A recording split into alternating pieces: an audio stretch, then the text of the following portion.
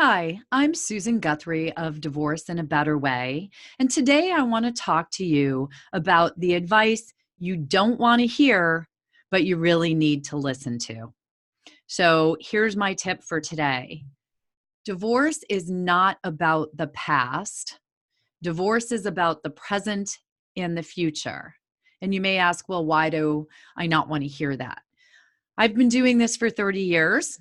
The vast majority of my clients, even today, are focused almost entirely on what has happened in their marriage or relationship that has brought them to the point of divorce or court proceeding or separation. And very rarely do they want to talk about or focus on what's happening right now, unless it's the immediate situation of how am I going to pay the bills? When is my co-parent going to see the children, or when am I going to see the children? And very, very rarely are they focused on what's going to happen in the future. They are focused on questions or comments or thoughts like, well, I earned all the money, so he or she stayed home. Why do I have to give them any of it? Or he wants out of the marriage. She promised to be married to me until death do us part. Why should they get anything? They're breaking their promise. Or he or she cheated on me. Why should I have to give them anything? Or I wanted him or I wanted her to get a job for years and she just sat around, or he just stayed at home and never did that. So why would I have to pay spousal support if they can get a job or should have gotten a job? So it's all this like focus on what has occurred, what has happened in the past. And there's very little ability for clients to focus on the fact that judges don't really care that much what has gone on in the past. That's, if there are really egregious things that have happened in the past, or, certainly, there are, facts that may apply. But for the majority of the circumstances, judges are concerned with what is going on right now. So if your spouse is not earning money and hasn't in a number of years, it doesn't really matter that you have been trying to get them to get a job. Do you know, I've heard that a million times. Judges have heard that a million times. The court is going to deal with what's happening today.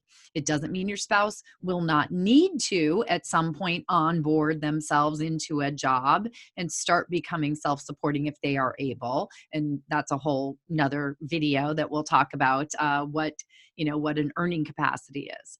But the fact is, what has happened in the past has very little to do with what's going to happen in your divorce. And one of the things that I always encourage clients to think about is not just what's happening right now. There are various things that can be done legally or by agreement to handle what's happening right now. But what I really want you to be thinking about is what's going to happen in your future. And this is one of the biggest areas of fear for people when they go through divorce, because what you thought you knew was your future is obviously going to be different as you get a divorce or you separate. But you have an opportunity as you negotiate your divorce to focus on what you would like your future to look like, and then negotiate a divorce settlement or a parenting plan or both that works to get you moving toward that future that best supports the future that you want to see for yourself. So you really only hurt yourself if you will not look forward, if you do not spend some time looking forward to what you want that future, different though it may be, to look like.